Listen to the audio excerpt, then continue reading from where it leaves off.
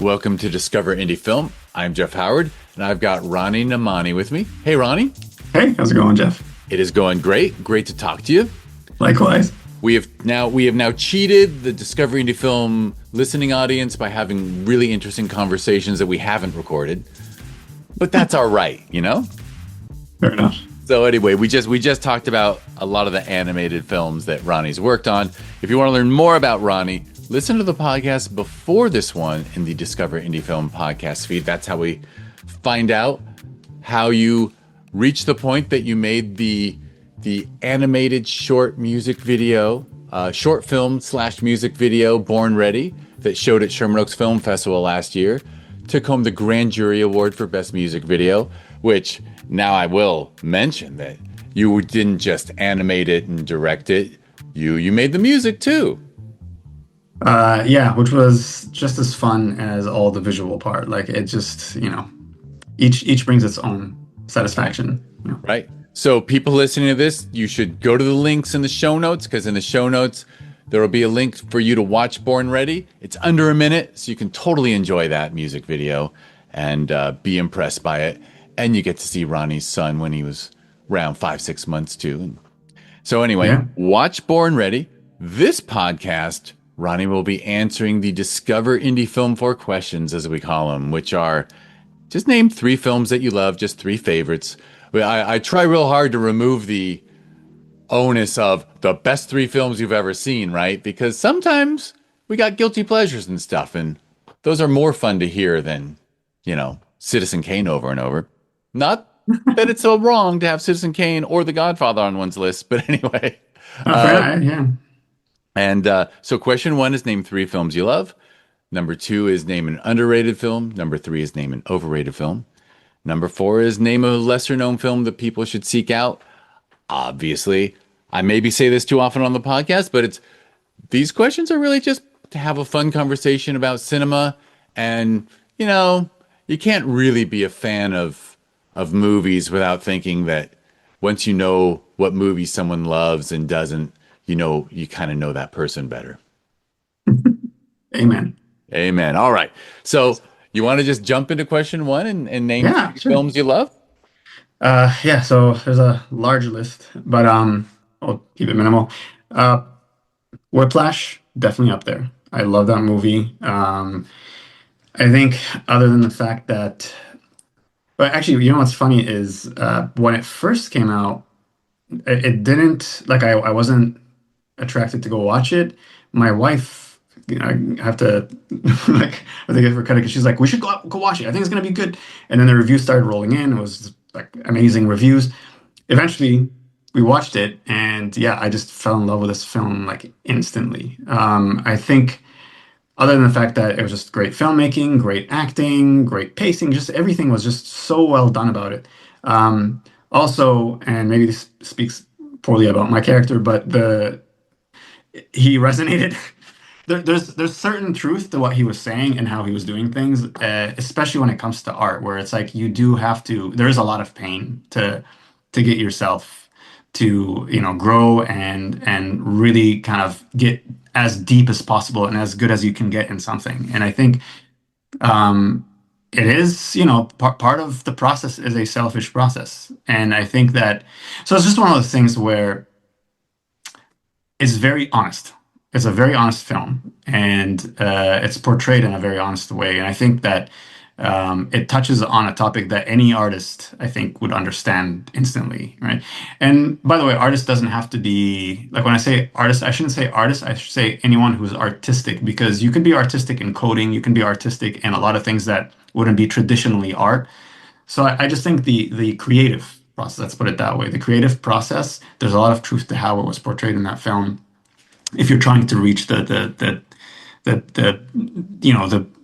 trying to master something or at least scrape that level or aim towards that level. And I think Whiplash, more than any film, maybe Black Swan is a close second, but Whiplash is the best portrayal personally that I've seen of that in film.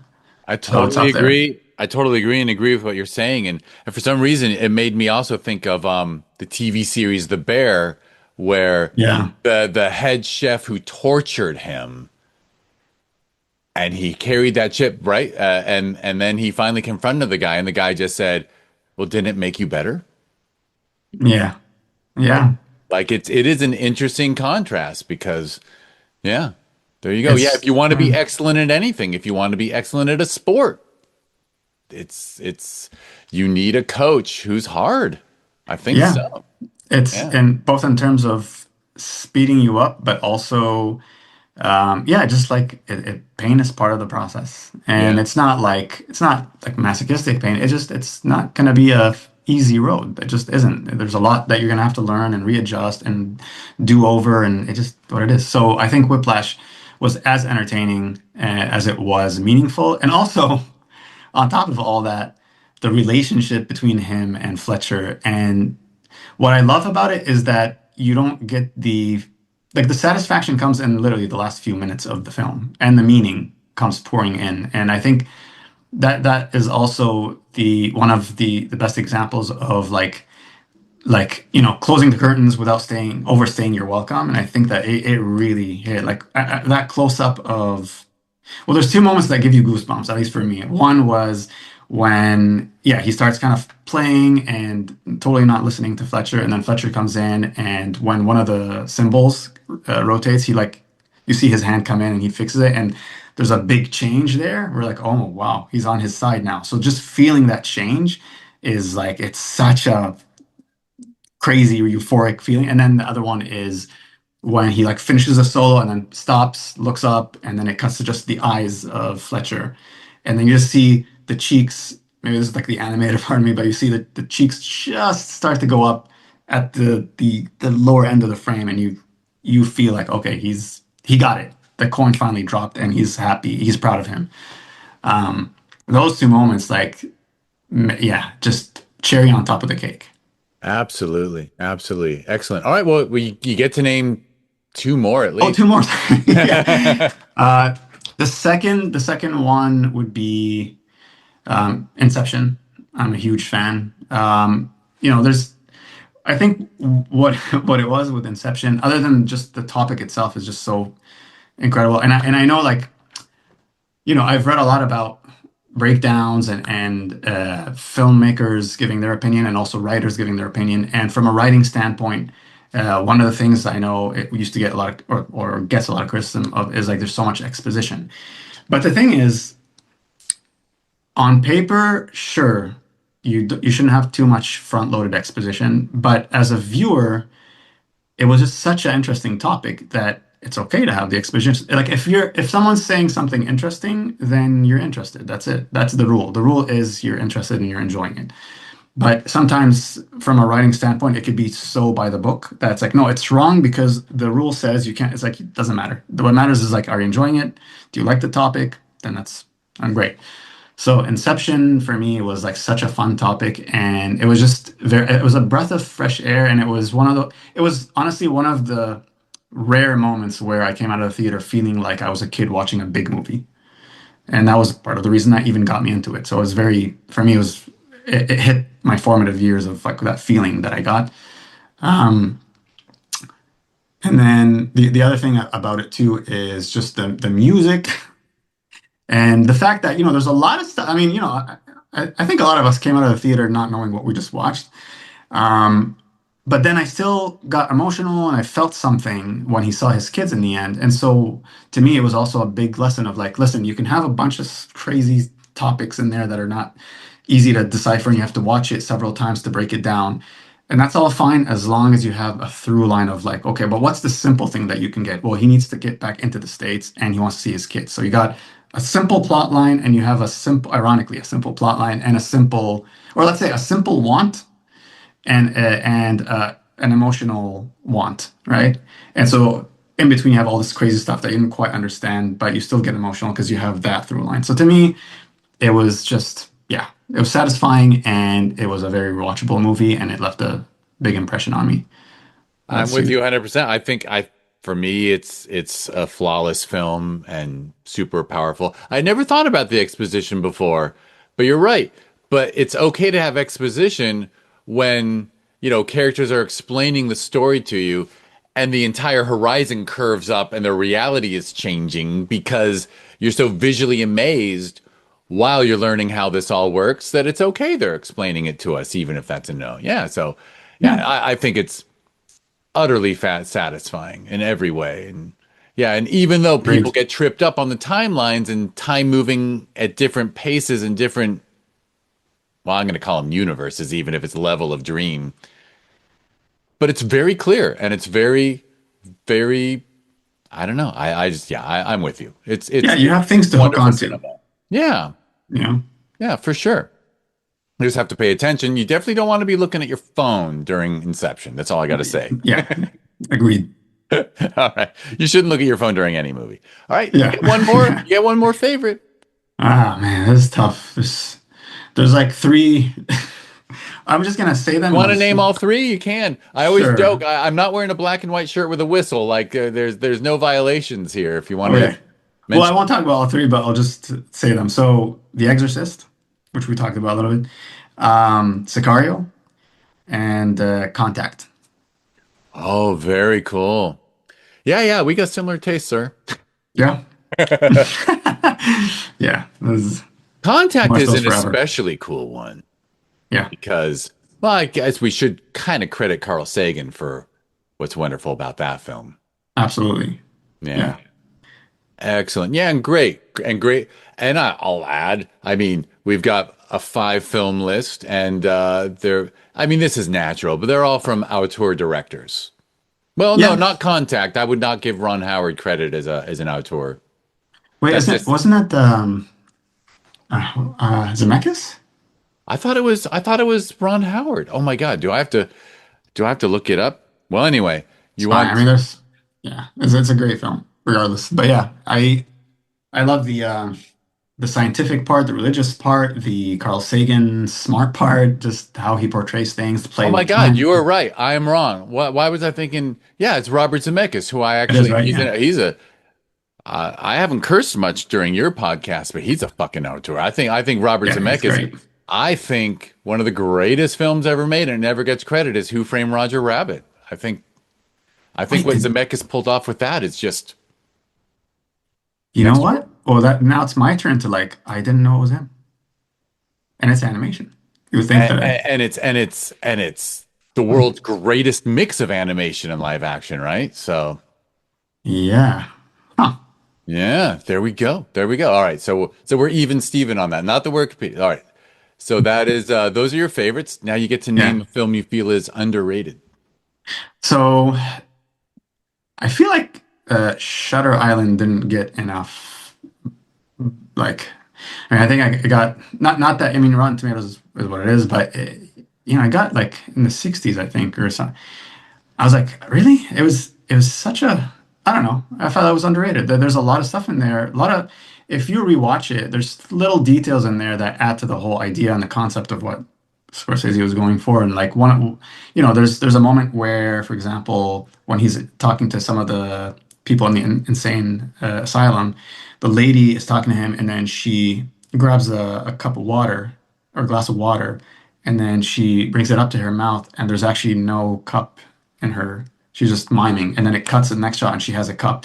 Just little things that he planted in there that's genius, and I think that it adds to what happens later.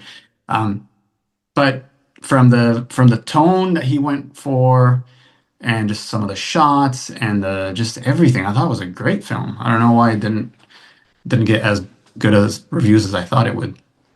You know, yeah, and I gotta assume a little bit that it's also I don't know why the world goes crazy for the mob movies, and then they did, but they give Scorsese more, he always gets awards for the mob criminal stories, and then he makes an amazing horror related film, a horror film, and then it doesn't get the accolades. Yeah, yeah. And horror films, I mean, as you're fully aware, like for some reason, they just don't get the love that like, especially the ones that are like great films, regardless of whether they were horror, right? Like Hereditary and like they're great films. I mean, Toni Collette, I don't think got nominated that year for an Oscar, and I feel like she definitely should have because she was incredible, even if it's a horror. Like just things like that. That just yeah.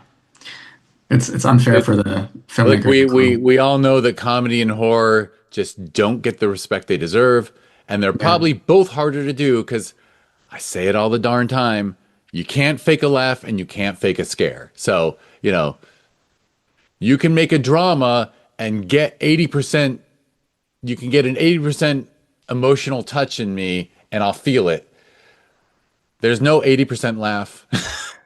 No, There's no, no there isn't. 80% scare. It either works or it doesn't. Yeah, so I think it's even Absolutely. more challenging. Yeah, yeah. And the thing with horror is like when something doesn't scare you, the weakness of the filmmaker would be if they resort to like really loud sounds, right? Like just jump scares. Because then you're like, okay, well that's not what we're talking about when you talk about horror, right? You're talking about slow burns, you're talking about a feeling of dread that creeps in.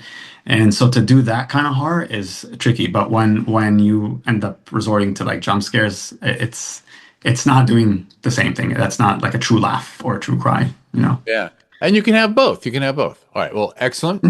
The next question is name a film you feel is overrated. I know. So I was thinking about that. It's like I don't want to bash any filmmaker or any film.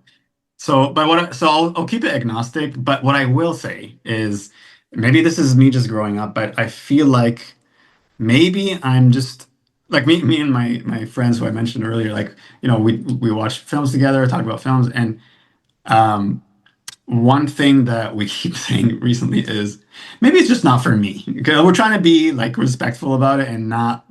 But the truth is, there's a lot of films these days I feel like that get like 99% on Rotten Tomatoes when I don't think they were that good. But then Shawshank got like what 90, 80, 80 something. I was like, come on. So like I try not to think of reviews and just kind of, you know, think for myself and when I watch it. But I do think there's a lot of films that it's either hype or a trend or things beyond the film that cause it to and whether that's for just word of mouth criticism or whether it's even award season, like I think there's a lot of films that are incredible that don't win awards. Like didn't like Stanley Kubrick's 2001 not either not get nominated or something. Like there's films that have way more longevity than others that do win. And so I try not to I try not to think of that stuff at all and not have that be any kind of indicator. If a film is good, it's good, and that's it. And kudos to anyone who even finishes the film. But yeah, I so to answer your question in a very roundabout way, like I didn't want to say anything to bash any filmmaker, but I would be lying if I didn't say there's a lot of films that I feel are yeah I like overrated. Look, the truth is, by the way, I totally accept the sometimes people say it's so hard to make a film. I don't want to call anything overrated. And I always tell people, by the way, you're not saying it's a bad film. Like Yeah, you're saying, like you said, the hype doesn't, yeah, the cultural overall opinion of it seems out of line to you. Like for me, for the 500th episode of this podcast, I had to answer it. And my overrated choice was actually from my one of my all-time top filmmakers, the Coen brothers, mm, because they got an Oscar for a film of theirs that's not even one of my top five Coen brothers films. So I'm like, so mm, I said, that particular film that they made, it's great. I would give it an 87%, but they've made five other films that I give a 97% to, and those didn't get Oscars, and this one did. So yeah. that's my half-assed way of like excusing that it's not necessarily an insult. You're just saying, you know, we live in a world where films get hype and films win awards. We know there's always non-cinematic reasons that awards are given as well. Sometimes it's about the quality of the film, and sometimes it's unrelated. Yeah, exactly. Like it's, there's of course there's a lot of films that win awards that are legitimately deserve an award. But one, so do probably several of the other films in that same list. And two, it's it's so subjective that like you're saying, there's all these external factors that it's if you can just watch a film purely just to watch the film and just kind of judge it, then that's what it or it's you kind of have to take it, all the, I guess, reviews and everything with a grain of salt, whether it's underrated or overrated, because sometimes it's the opposite, where like something will be underrated and you're like, why is this not getting? But then same with overrated films. And then when you have that debate of like, well, why did this film get 98%? And it'll be like, yeah, because, and then the reasons could be like, they're reviewing it from this perspective, whereas this other film that got way lower was reviewed from that perspective. Like, well, but then they shouldn't be on the same list then. Like, there should be consistent metrics, I would think, but it's not the case. For So, sure. And we already covered how there's genre bias already. So, and yeah, heck, the Golden Globes, I used to think the Golden Globes were smart for separating drama. And then the other category was called musical comedy, musical, musical and yeah, or comedy. And it's like, there's a lot of genres not covered there. yes, yeah, that's I a mean, I guess weird in the golden category. era of Hollywood, maybe it was just drama. And then there's the musicals and comedies, so that's Singing in the Rain could get an award. Well, with Singing in the Rain, I think won Best Picture. But anyway, all But right. yeah, no, I agree. That's kind of a weird combination Yeah, category. like if Doesn't there make was sense. if there was an Oscar for best horror film, that would be a lot more interesting to me. But Agreed. then there's always gray areas, right? Heck, I'm the guy who when the year Moana won best animated feature, I was like, fuck that. It should have won best feature film. I thought it was better than all the Interesting. live action that year. Interesting. One of Well, these, yeah. no, honestly, I was gonna say like I almost wish they, and this is going a little bit, it's touching on what you just mentioned, which is if you had a genre category in the Oscars like that, that'd be awesome because yeah, Best Picture is tricky, right? Because there's a lot of different tones and genres, and so if you can have, let's say, you break down Best Picture to four categories, one's for drama, one's for horror, one's for comedy, one's for I don't know, whether there's a Action, musical or well, they action they or have adventure. animation already, yeah. Yeah, that'd be cool. I actually think that'd be awesome. But yeah. It is very funny that animation is a separate, that's very old school too, right? Because uh in spite of Tom Cruise doing his own stunts, I think a lot of live action films are 40% animated anyway, or 60% animated. So at what level do you start to say, anyway, we can Yeah, move I on. agree. I think animated shouldn't be a category. It just should, like animated movies should just be in the mix with the live action films. Yeah. And And maybe have family as separate categories. yeah, that Because if makes more it's made sense. to appeal to people 12 and under, and it still appeals to the parents, then that deserves, even if it's, heck, I watched Matilda 1,000 times with this kid. You know what I mean? Like, Yeah, Matilda didn't get no awards. that's a great. I like this. Yeah, all Five right. five new categories. We should do it. All right, well, we got one question left, which is a lesser known film for people to seek out. So I have two. The first one is Pulse, which I think it was 2001 or 2006. It's a Japanese horror film. And there's one scene in particular that is all over YouTube that is like the scene, the bread and butter of that film. And it's worth watching it for me as a horror fan. It's worth watching it just for that one scene. Um, and if you're into horror, I feel like that should be on the list for sure. So that's one that's lesser known. And then the second one I had is like not, I can't remember. Oh, Enemy, which is also by, yeah, auteur, but uh, I thought it was very thought provoking, and it's one of Denis Villeneuve's lesser, I think it's lesser known films, but I mean it's not a blockbuster film. Let's put it that way. But it's super thought provoking, and it's based on a book called The Double, which I tried reading and I couldn't. It's very difficult to read that book because it's. I think the whole book was written from the perspective of your mind, so the person's thinking, and so the whole novel is writing his thoughts. And so the thoughts jump around sometimes, and it's literally being as one to one as the writer can with just how someone thinks throughout the day. So it's very difficult to get through, but it's an interesting concept. And I thought for translating that to like cinema, basically, I thought Denis Villeneuve did, as always, like an awesome job in trying to be fair to the content and how it deserves to be told on screen. Well, I'll be honest. Perfect answers for lesser known because I haven't seen either.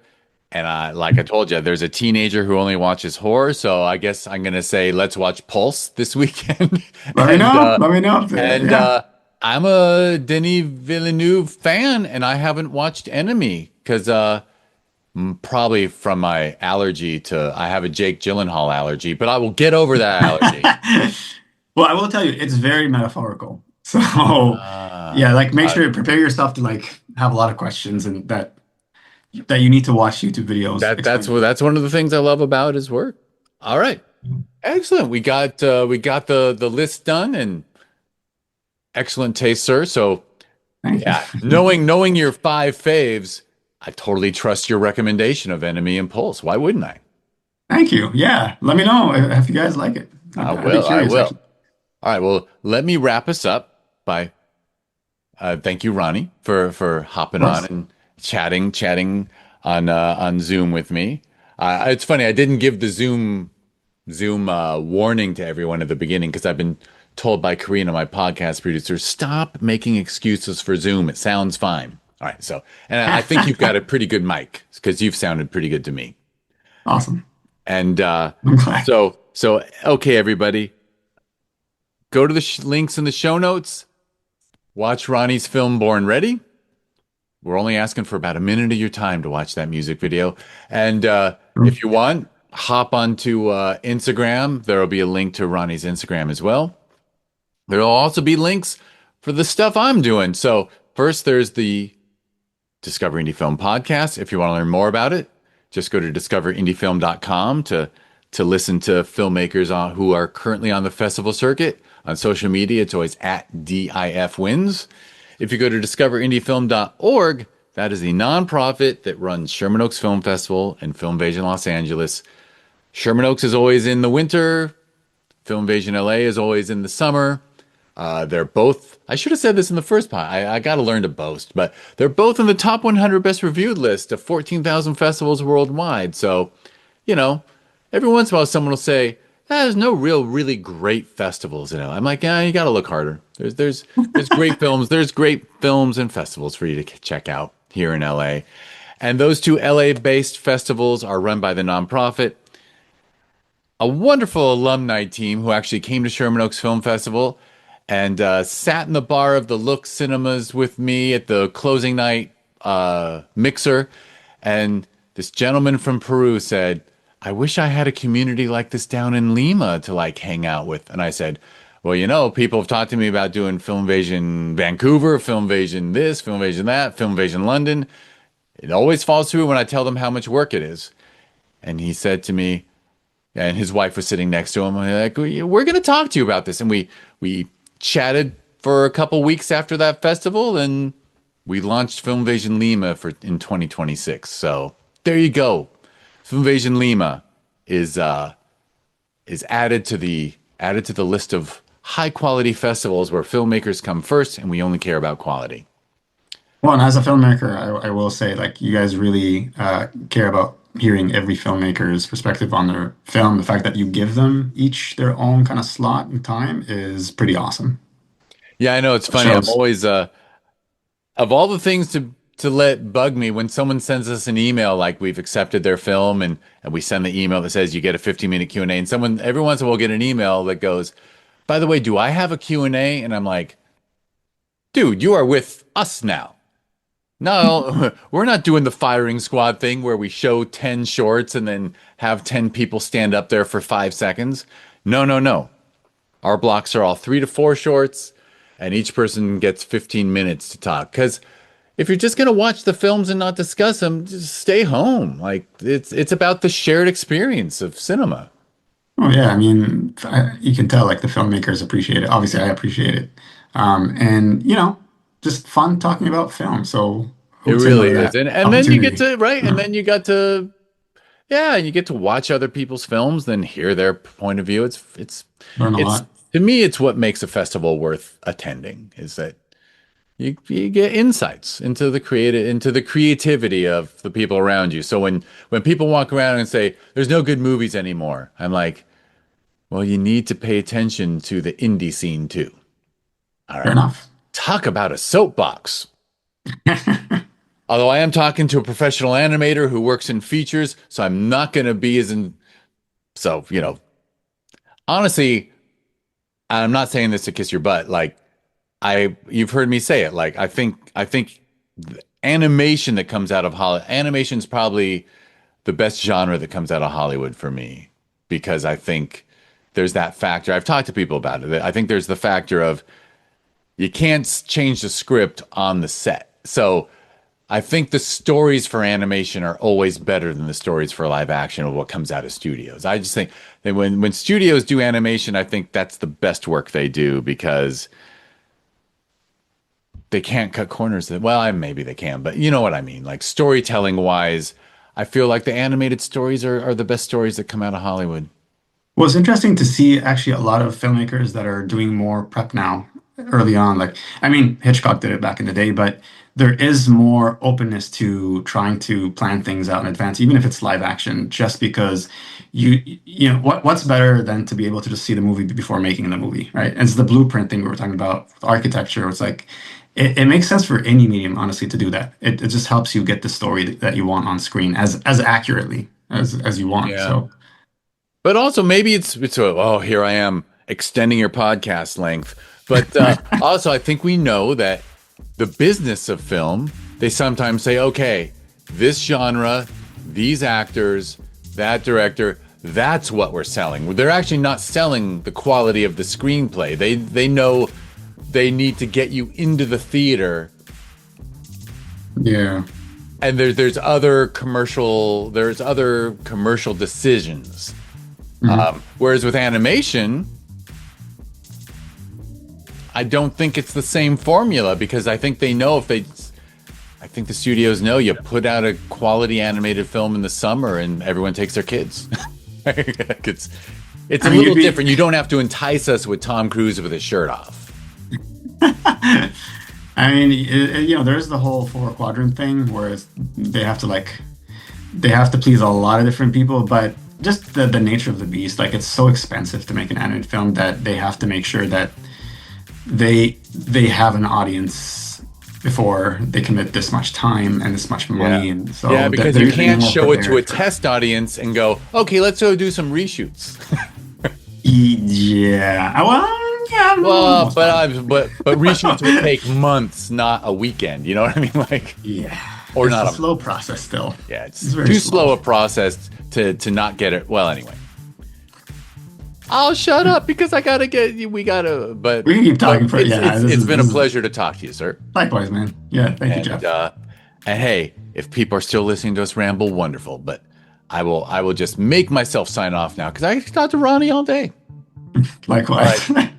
Thank you, Ronnie, and thank you everyone for listening. Thanks.